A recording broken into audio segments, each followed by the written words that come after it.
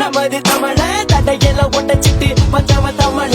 படிச்ச மட்டும்தான் கடைக்கும் சோறு படிப்பு இல்லனா குடிப்ப கூழு படிச்ச மட்டும்தான் கடைக்கும் சோறு படிப்பு இல்லனா